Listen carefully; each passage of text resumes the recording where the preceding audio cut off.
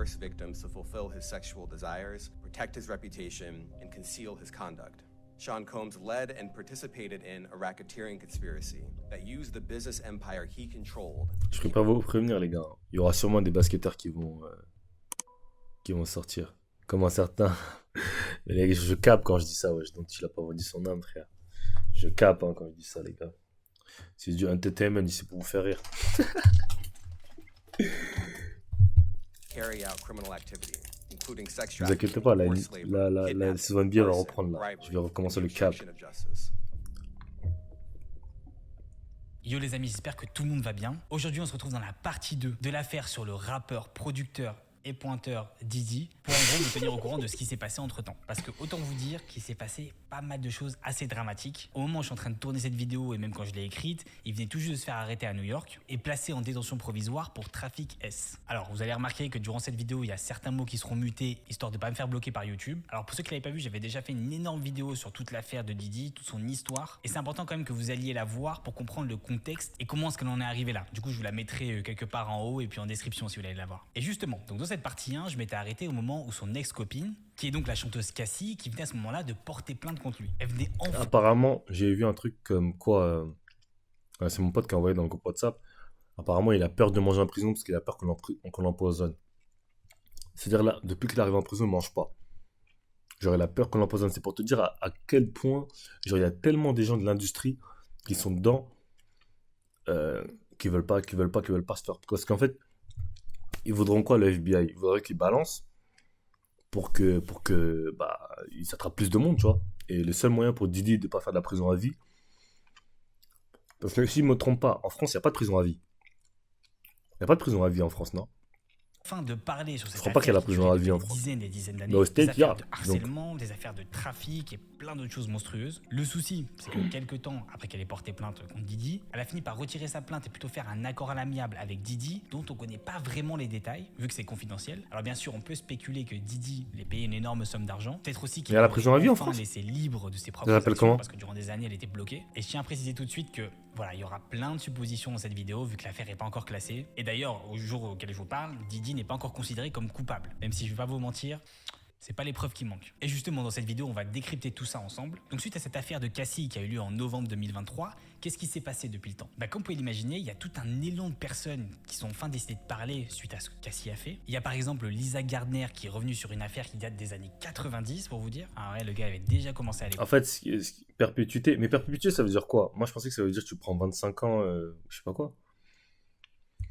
Alors elle explique qu'à l'époque elle s'est rendue avec une amie à elle dans les bureaux du label MCA. Diddy donc les attend dans son bureau avec un ami qui s'appelle Aaron Hall, qui est un membre du groupe R&B Guy. Et dans la plainte, Lisa affirme que Diddy et Hall étaient très flirtants avec elle et sa copine et qu'ils ont fait donc des avances. Ils commencent donc à leur offrir des boissons et puis après ils disent bon bah on va faire un after dans l'appartement de Hall. Et comme vous pouvez l'imaginer, c'est exactement à ce moment-là où les trucs sombres ont commencé. Vu que la plaignante dit qu'elle a été contrainte d'avoir des relations S avec Diddy, une fois que Diddy a terminé, elle se retrouve dans son lit comme ça, traumatisée et choquée de ce qui vient de lui arriver. Et c'est pas fini, parce qu'au moment où elle commence à essayer de se rhabiller, Hall rentre dans la chambre, la plaque au sol et la force à avoir des relations avec lui aussi. Après ces agressions, elle commence à trouver un moyen d'essayer de prendre la fuite, mais Diddy est tellement obsédé et tellement envahi par le contrôle que quelques temps après, il s'est rendu au domicile de Lisa. Apparemment, il était très furieux, donc il a commencé à l'agresser, l'étouffer, jusqu'à même qu'elle perde connaissance. Et pour ceux qui restent un peu dubitatifs et qui se disent que c'est peut-être un coup monté et que Lisa aurait pu raconter d'un peu des salades, je suis retombé sur une interview assez récente du fameux Aaron Hall, et quand on voit la manière avec laquelle il s'exprime sur les femmes, d'un seul coup, l'histoire que Lisa a racontée, elle s'imagine facilement. Par exemple, il explique que son grand-père était un proxénète. Perpétuité, ça veut dire jusqu'à... Ah, perpète. Ah, perpète, ok. Ouais, j'ai capté.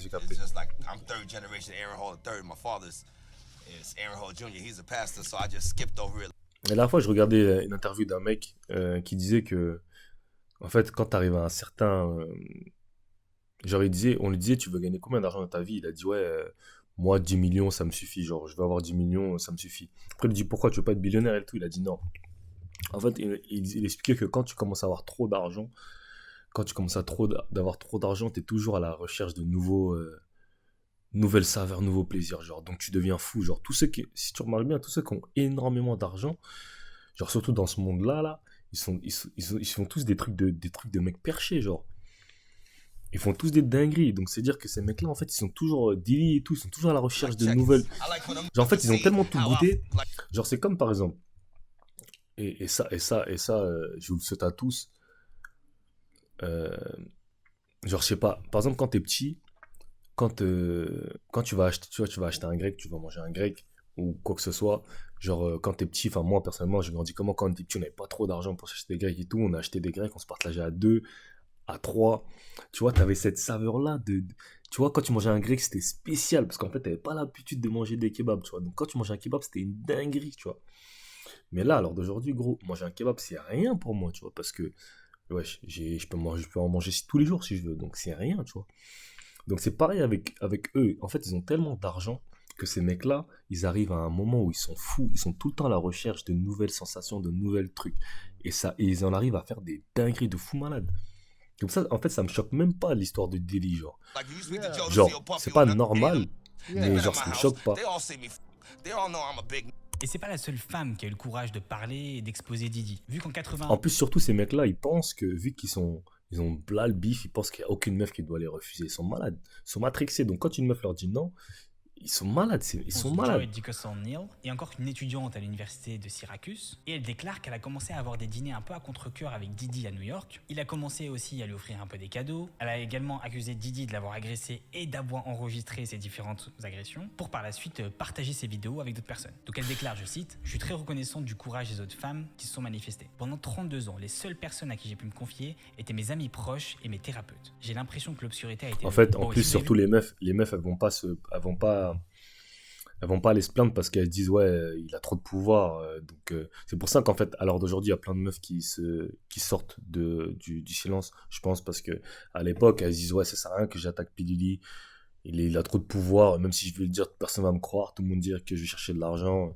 Je pense que Oui, c'est bah, pour toute la ça première que vidéo que surtout il n'y a j'avais pas faite eu sur de meufs Didi, qui. vous commencez à comprendre le mode opératoire. Didi va sympathiser avec une fille, il va lui offrir des restaurants, des cadeaux, en gros il va la gâter quoi. Et ensuite il va commencer à l'inviter à des soirées un peu bizarres où il va finir par l'agresser en la forçant à boire et en la droguant. C'est exactement en fait ce qu'il avait déjà fait avec Cassie.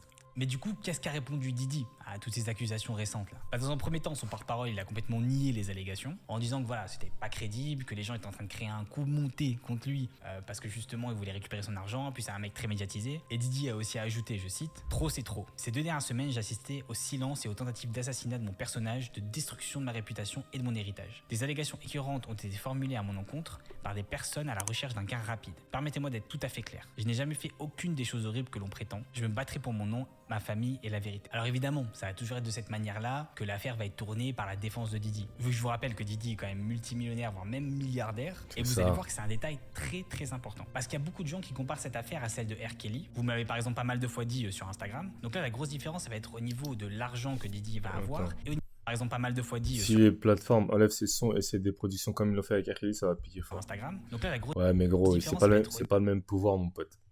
Je sais pas si vous voyez souvent les blagues quand quelqu'un critique quelqu'un sur LeBron sur Twitter, quand quelqu'un critique LeBron sur Twitter, les gens disent gros attention, il y a les SUV de Klutz qui vont arriver en bas de chez toi.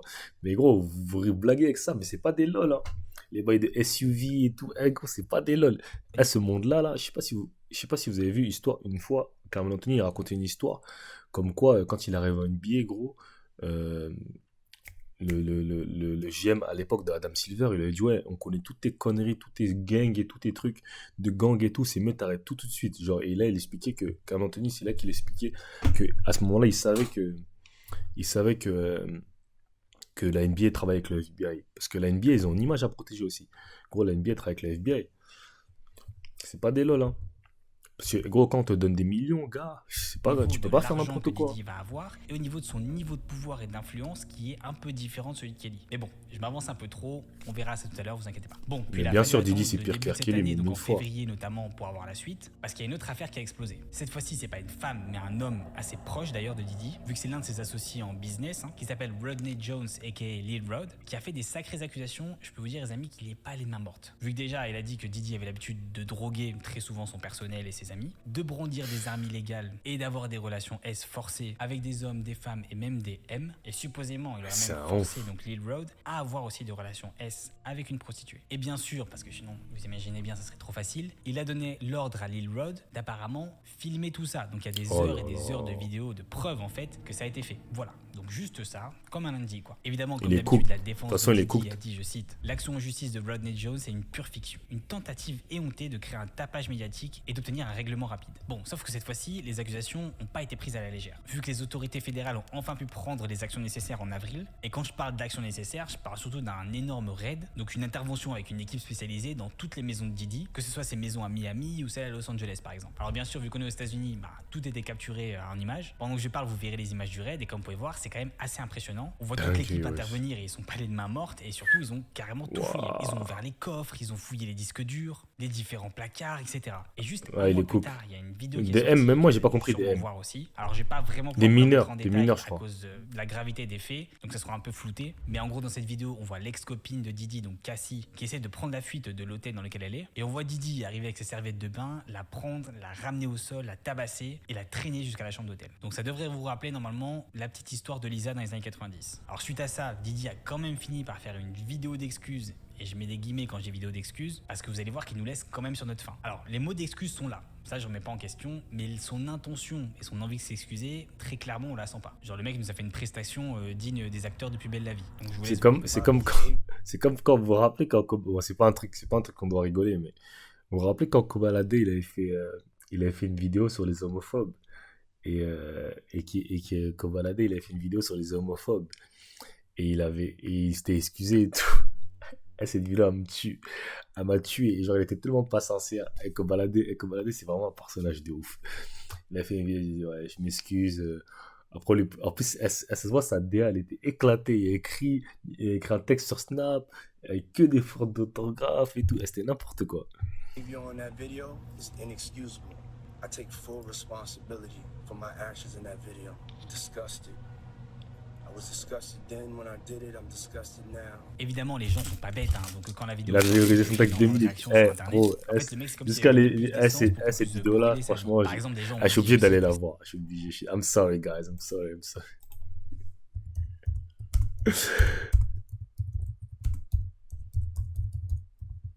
Je suis obligé, désolé.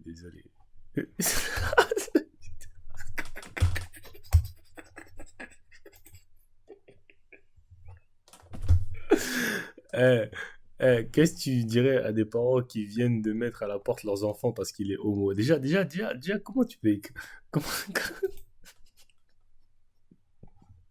dirais qu'ils ont pas le droit de faire ça. En vrai, il faut les protéger et ça, c'est les parents eux-mêmes.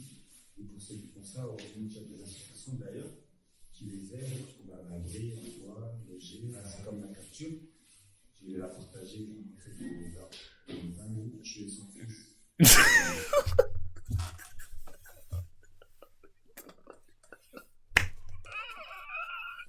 Je me rappelle, il avait montré... mais c'est... Mais en vrai, moi, j'ai rien à voir avec l'homophobie. Je suis pas du tout homophobe. J'ai pas tapé sur le commentaire. Et c'est là, rien à voir. C'est pour ça qu'il faut toujours faire attention à ce que vous allez écrire ou partager sur le net, parce qu'il peut y avoir trop retombé pour ceux qui sont victimes de l'homophobie. C'est pas bon. Qu'est-ce que tu dirais à une personne qui vient d'insulter une autre personne parce qu'elle est homo? Je dirais que la parole est différente. Tu peux pas insulter une personne parce qu'elle est homo. Chacun fait son idée. Voilà, faut faire attention. Regarde comment il gigote. Regarde comment si un fan dit qu'il n'aime pas les homos, qu'est-ce que tu lui répondrais? Je dirais que moi, déjà, pas de ça dans les fans. Ça passe pour l'homophobie, ni dans les fans, ni dans la musique, partout dans le monde. Non, je suis mort. Mais c'est un ouf Kobalade. Kobalade, c'est trop un ouf. Bon, on prend la vidéo. C'était juste ça, il voulait voir.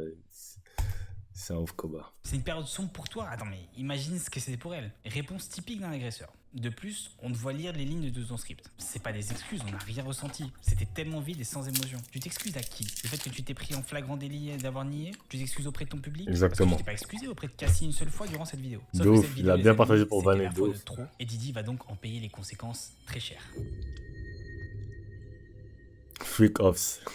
16 septembre 2024, à New York. Diddy se fait arrêter et se fait mettre en garde à vue après avoir été accusé par 3 chefs d'accusation, qui sont donc la conspiration de racket, trafic S par la force, transport à des fins de prostitution. Donc pour être plus exact, il y a un document de 14 pages qui est sorti, qui résume brièvement toutes les accusations contre Diddy. Évidemment, on va pas voir les 14 pages ensemble, ça serait beaucoup trop long, mais par exemple, on peut lire brièvement l'introduction qui résume un peu ce qu'il va y avoir dans le document. Pendant des décennies, Sean Combs, alias Puff Daddy, alias P. Diddy, alias Diddy, alias P.D., alias Love, ah oui, on avait beaucoup d'alias. Le défendeur a abusé, menacé et contraint des femmes et d'autres personnes à son entourage à satisfaire ses désirs S, à protéger sa réputation et à dissimuler son comportement. Pour ce faire, Combs s'est appuyé sur ses employés, ses ressources et influences de son empire commercial à multiples facettes qu'il dirigeait et contrôlait, créant ainsi une entreprise criminelle dont les membres associés se livraient entre autres au trafic S, à homicide forcé, à enlèvement d'enfants, à l'incendie criminel et à la corruption et à l'obstruction de la justice. Ah, c'est voilà, une je vais D. lire cette petite introduction parce que je trouve que ça résumait très bien en fait, C'est les une chefs D. d'accusation, dont est victime Diddy. Donc en fait, comme vous avez pu l'entendre, c'est pas juste Diddy qui est acteur de tout ça. Et pour moi, c'est là où ça devient fou, c'est qu'en fait, il a utilisé tout son empire et donc toutes ces entreprises qui travaillent pour satisfaire sa cochonnerie. Le mec a littéralement une entreprise du crime, hein, limite une mafia quoi. Et en fait, il a aussi dissimulé tout ça sous son entreprise de production musicale, de production audiovisuelle. Et en plus, on a aussi eu des nouvelles de ce qu'on a retrouvé dans ces fameuses maisons. Alors comme je vous l'ai dit, il y avait des armes, il y avait des vidéos, il y avait des images. The indictment alleges that between at least 2008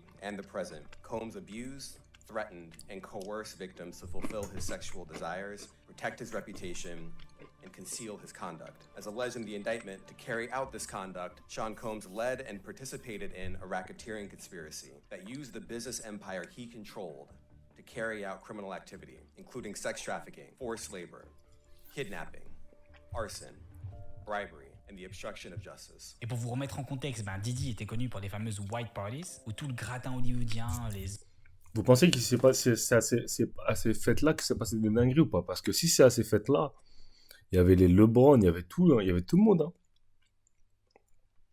Et si c'est à ces fêtes-là qu'il y a eu des dingueries, c'est-à-dire que même LeBron, il est dans les bails.